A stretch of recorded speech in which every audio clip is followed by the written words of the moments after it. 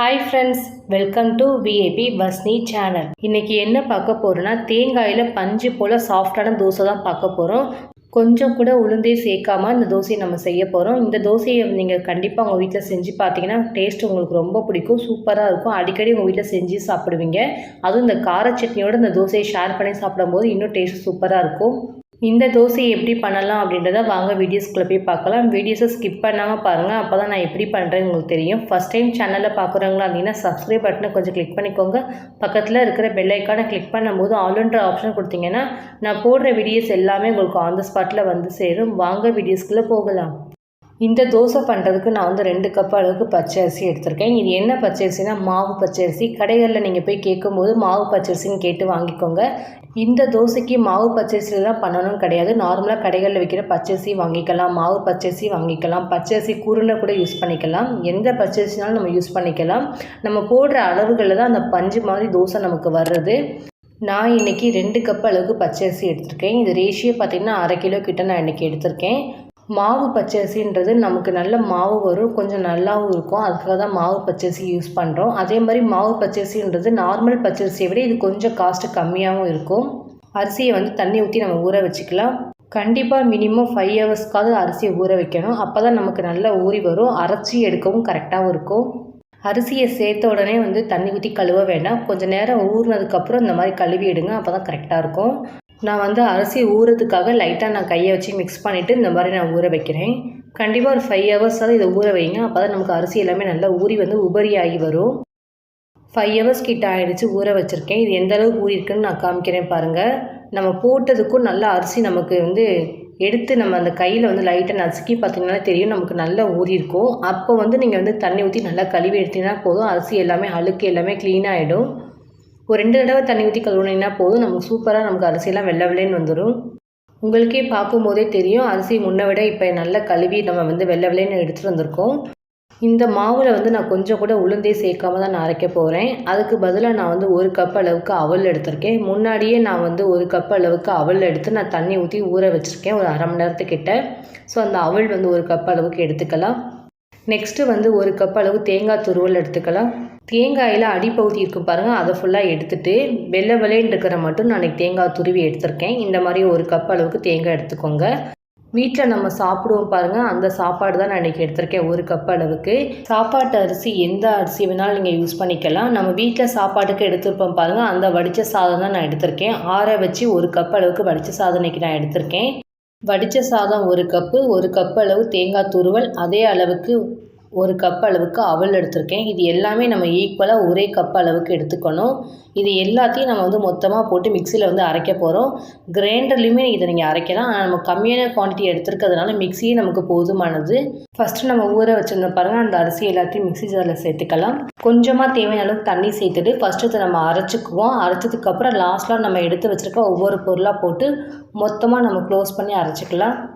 நான் வந்து கொஞ்சமாக தான் தண்ணி சேர்த்துருக்கேன். இங்கே பாருங்கள், குறைன்னு தான் அரைச்சிருக்கேன். நெக்ஸ்ட்டு நம்ம எல்லா பொருளையும் போட்டுட்டு தேவையான கொஞ்சம் தண்ணி சேர்த்துட்டு இதை வந்து நம்ம ஃபைன் பேஸ்ட்டாக நல்லா அரைச்சி எடுத்துக்கலாம்.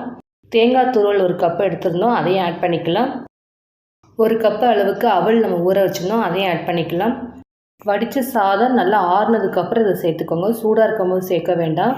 எல்லாத்தையும் சேர்த்ததுக்கப்புறம் கடைசியாக தண்ணி சேர்த்துக்கலாம். ரொம்ப சேர்க்க வேணாம், ஒரு 1/2 கப் அளவு தண்ணி சேர்த்துட்டு இதை நம்ம மிக்சியை க்ளோஸ் பண்ணிவிட்டு இதை நம்ம அரைச்சி எடுத்துக்கலாம். இது அரைக்கிற பக்குவம் பார்த்திங்கன்னா கொஞ்சம் கூட குறைன்னு இல்லாமல் இதை ஃபைன் பேஸ்ட்டாக மாதிரி அரைச்சிக்கோங்க. இந்த மாதிரி அரைச்சிக்கோங்க, அப்போ தான் நமக்கு கரெக்டாக இருக்கும். இதை நம்ம அப்படியே வேறு பவுலில் நம்ம மாற்றிடலாம். இதே அளவுகளோட கொஞ்சம் நீங்கள் எக்ஸ்ட்ரா வந்து 2 மடங்கு போடுற மாதிரி தான் நீங்கள் வந்து கிரைண்டரில் கூட அரைச்சிக்கலாம். நான் வந்து கம்மியான குவான்டிட்டி போடுறதுனால மிக்சியை நான் யூஸ் பண்ணியிருக்கேன். அரைச்ச மாவை எல்லாத்தையும் நான் வேறு ஒரு பாத்திரத்தில் மாற்றிருக்கேன். மிக்சியில் வந்து லைட்டாக ஒரு 1/2 கிளாஸ் மட்டும் தண்ணி சேர்த்துட்டு அதை கொஞ்சம் கழுவி நான் அந்த தண்ணி ஊற்றிருக்கேன். இந்த மாவு வந்து நம்ம அப்படியே விட்டால் கொஞ்சம் வந்து நம்ம புளிச்சு நமக்கு வர்றது கொஞ்சம் வந்து வெளியில் வந்துடும். அதனால் நான் ஒரு பெரிய பாத்திரமாக எடுத்து நான் அதில் மிக்ஸ் பண்ணிக்கிறேன். நான் இன்னும் உப்பு சேர்க்கவே இல்லை, இப்போ தான் நான் உப்பு ஆட் பண்ண போகிறேன். உப்பு போட்ட உடனே மாவை வந்து கையாலே நல்லா மிக்ஸ் பண்ணி விடுங்க, கரண்டியில் மிக்ஸ் பண்ணாதீங்க. சில கை பக்குவத்துக்கு மாவு நல்லா புளிச்சு வரும், சாப்பிட்றதுக்கு டேஸ்ட்டும் நல்லாயிருக்கும். உப்பு போட்டவுடனே கையால் அந்த மாதிரி மாவை ஃபுல்லாக ஈக்குவலாக எல்லா பக்கமும் இருக்கிற மாதிரி நல்லா மாவை மிக்ஸ் பண்ணி விடுங்க. அப்போ தான் நமக்கு உப்பு எல்லாமே ஈக்குவலாக கரைஞ்சி வரும். மாவை வந்து தட்டு போட்டு மூடி புளிக்க வைக்க போகிறோம். அதே மாதிரி நமக்கு வந்து வெயில் ரொம்ப அதிகமாக இருந்துச்சுன்னா சீக்கிரமே நமக்கு புளிச்சு வந்துடும். மழை காலமாக இருந்துச்சுன்னா நமக்கு அந்தளவுக்கு மாவு புளிக்காது. அதனால் கொஞ்சம் லேட் ஆகும். எனக்கு இது புளிச்சு வர்றதுக்கு கிட்டத்தட்ட பார்த்திங்கன்னா ஒரு 15 மணி நேரம் கிட்ட ஆயிடுச்சு. கிளைமேட்டை பொறுத்த வரைக்கும் தான் மாவு நமக்கு வந்து கொஞ்சம் வந்து லேட் ஆகும் புளிக்கிறதுக்கு. அதனால் கிளைமேட்டை பார்த்துட்டு அதுக்கேற்ற மாதிரி புளிக்க வச்சுக்கோங்க. இப்போ மாவு எல்லாமே நமக்கு புளிச்சு வந்திருக்கு. கரண்டியில் நான் உங்களுக்கு காமிக்கிறேன் பாருங்கள் எந்த அளவுக்கு புளிச்சிருக்குதுன்னு. இதை வந்து கரண்டியில் வந்து லைட்டாக மிக்ஸ் பண்ணிக்கலாம். மாவு வந்து இந்த மாதிரி புளிச்ச உடனே கரண்டியில் வந்து நல்லா மிக்ஸ் பண்ணிக்கோங்க. மிக்ஸ் பண்ணதுக்கப்புறம் தோசை ஊற்ற ஆரம்பிங்க. தோசை சூப்பராக வரும். புளிச்சதோட நீங்கள் தோசை ஊற்றும் போது தோசை வந்து கொஞ்சம் அமுங்கின மாதிரி ஆகிடும். அதனால் லைட்டாக கரண்டியில் மிக்ஸ் பண்ணிவிட்டு அதுக்கப்புறம் தோசை ஊற்ற ஆரம்பிங்க. கரெக்டாக வரும். மாவு தோசை ஊற்றுறதுக்கு இந்த மாதிரி கொஞ்சம் தண்ணியாக இருக்கணும். அப்போ தான் கரெக்டாகவும் இருக்கும். இந்த வெள்ளை வெள்ளைன்னு இந்த பஞ்சு போல் தோசைக்கு ஏற்ற மாதிரி ஒரு காரசாரமான சட்னி இருந்தால் செம்ம டேஸ்ட்டாக இருக்கும். அந்த கார சட்னி எப்படி பண்ணலான்னு உங்களுக்கு நான் செஞ்சு காமிக்கிறேன். ஃபஸ்ட்டு ஸ்டவ் ஆன் பண்ணிவிட்டு ஒரு பேன் வச்சுக்கலாம். தேவையான அளவுக்கு ஆயில் சேர்த்துக்கலாம். காஷ்மீரி சில்லி எடுத்திருக்கேன் ஒரு 6-7 கிட்ட, அதையும் நம்ம ஆட் பண்ணிக்கலாம். காஷ்மீரி சில்லி வந்து ஆப்ஷனல் தான். இது போடும்போது நமக்கு அந்த சட்னி வந்து கொஞ்சம் கலராகவும் இருக்கும். அதுக்காக தான் நம்ம ஆட் பண்ணுறோம். தேவையான அளவுக்கு நீட்டி மிளகாய் எடுத்திருக்கேன், அதையும் சேர்த்துக்கலாம். இந்த சட்னி வந்து கொஞ்சம் காரசாரமாக இருக்கும். அதனால் கொஞ்சம் மிளகாய் அதிகமாகவே போடுங்க. அப்போ தான் நமக்கு டேஸ்ட் நல்லாயிருக்கும். தேவையான அளவுக்கு சின்ன வெங்காயம் நான் உரித்து வச்சுருக்கேன், அதையும் சேர்த்துக்கலாம். பூண்டு நான் வந்து 1 கப் அளவுக்கு தோல் உரித்து க்ளீன் பண்ணி எடுத்து வச்சுருக்கேன். இந்த பூண்டையும் நம்ம சேர்த்துக்கலாம். சின்னதாக லைட்டாக வந்து புளி வந்து ஒரு துண்டு அளவுக்கு எடுத்திருக்கேன், அதையும் நம்ம சேர்த்துக்கலாம். கண்டிப்பாக இந்த சட்னி வந்து ரொம்ப காரசாரமாக இருக்கும். டேஸ்ட் நல்லாயிருக்கும். நீங்கள் வந்து ஊர் ட்ரிப்பு அந்த மாதிரி எங்கேயாவது லாங் ட்ரிப்பு போகும்போது இந்த மாதிரி வந்து சட்னியை வதக்கிட்டு அரைச்சி எடுத்துகிட்டு போனீங்கன்னா போதும். கண்டிப்பாக கெட்டே போகாது. 4 நாள் ஆனாலும் வச்சு சாப்பிட்லாம். ஏன்னா நம்ம மிளகாய் அதிகம் போட்டுக்கிறதுனால இது நல்லாயிருக்கும். காரசாரமாக இருந்தாலும் சீக்கிரமும் நம்ம கெட்டு போகாது.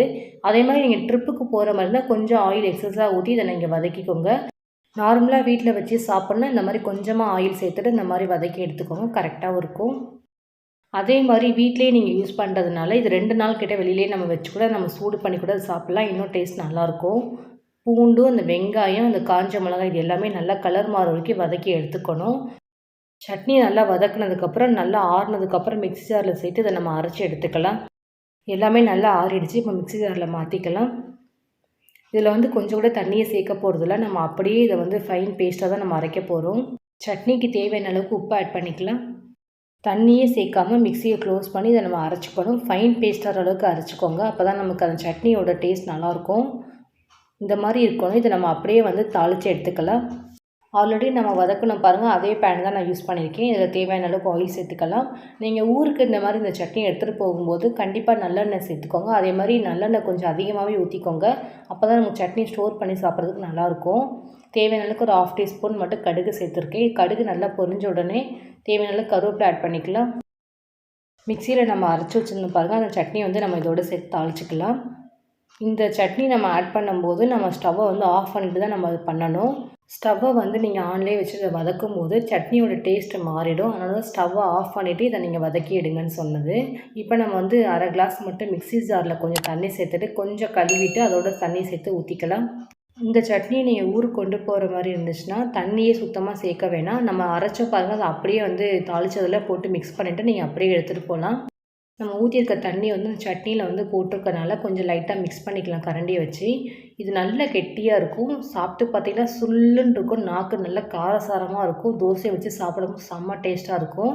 இப்போ நம்ம தோசை ஊற்ற ஆரம்பிச்சிடலாம். இந்த தோசையை வந்து நான்ஸ்டிக் பேனில் தான் ஊற்றணும் கிடையாது, நார்மல் தோசைக்கல்லில் கூட ஊற்றிக்கலாம். மாவு வந்து இந்த மாதிரி மிக்ஸ் பண்ணிவிட்டு 1.5 கரண்டி மாவை எடுத்து லைட்டாக மட்டும் அப்படியே தேய்ச்சி விட்டிங்கன்னா போதும். அதே மாதிரி இந்த தோசைக்கு நான் வந்து ஒரு சொட்டு கூட நான் எண்ணெய் ஊற்ற போகிறதில்ல. தட்டு போட்டு மேலே மூடி போட்டு வேக வச்சுட்டு நான் அப்படியே வந்து தோசையை எடுத்துக்க போகிறேன். இந்த மாதிரி நீங்கள் பண்ணும்போது தோசை நல்லா சாஃப்டாக மெத்து வர காரணம் இதுவும் ஒன்று. நல்லா அந்த தோசையில் வந்து ஃபுல்லாக ஹோல்ஸ் வரட்டும். வந்ததுக்கப்புறம் மேலே தட்டு போட்டு மூடி க்ளோஸ் பண்ணிவிடுங்க. நமக்கு அப்போ தான் மேலே நல்லா குக் ஆகிடும். நல்ல தோசை சாஃப்டாகவும் இருக்கும், பஞ்சு மாதிரி இருக்கும். அதே மாதிரி இந்த தோசை வந்து முருகலாக வரவே வராது. ஏன்னா அடியிலையும் நம்ம கலரும் மாறாது. நம்ம சுத்தமாக வெந்தயம் சேர்க்கவே இல்லை. தேங்காயும் நம்ம அவல் சேர்த்துருக்கிறதுனால இது வெள்ளை வெள்ளைன்னு செம்ம சாஃப்டாகவும் இருக்கும் இந்த தோசை. ஸோ தோசை எல்லாம் வெந்துருச்சு. இதை நம்ம அப்படியே வேறு பிளேட்டில் மாற்றிடலாம். மீதி இருக்கிற மாவுலையும் இதே மாதிரி தோசை ஊற்றி எடுத்துக்கோங்க. இந்த தோசையை நான் வந்து பிளேட்டில் எடுத்து வைக்கும்போது செம்ம சாஃப்டாக இருக்குது, பஞ்சு போல் இருக்குது. இதை நம்ம அப்படியே காரச்சட்டியோடு வச்சு சாப்பிடும்போது செம்ம டேஸ்ட்டாக இருக்கும். வெள்ளை வெள்ளைன்னு இருக்குது பாருங்கள் தோசை. தேங்காய் நம்ம அவல் மட்டும்தான் சேர்த்துருக்கோம். கொஞ்சம் கூட உளுந்து சேர்க்கவே இல்லை. கொஞ்சம் கூட உளுந்தே சேர்க்காம பஞ்சு போல் நம்ம தேங்காயில் இன்றைக்கி நான் தோசை செஞ்சு காமிச்சிருக்கேன். அதுவும் வீட்டு கார சட்னியோட இந்த கார சட்னி சுட்டு சாப்பிட்டிங்கன்னா நீங்களே மறக்க மாட்டீங்க. அடிக்கடி உங்கள் வீட்டில் இந்த கார சட்னி இந்த தோசையும் செஞ்சு சாப்பிடுவீங்க. அதே மாதிரி இந்த கார சட்னியை வந்து ஊருக்கு எங்கேயாவது போகணுன்னா கண்டிப்பாக அதை எடுத்துகிட்டு போங்க. செம்ம டேஸ்ட்டாக இருக்கும். 2 நாள் கெட்டு போகவே போகாது.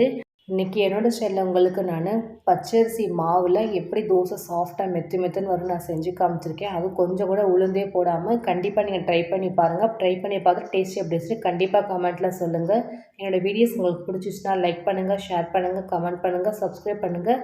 பக்கத்தில் இருக்கிற பெல் ஐக்கானை கிளிக் பண்ணிவிடுங்க. Thank you friends.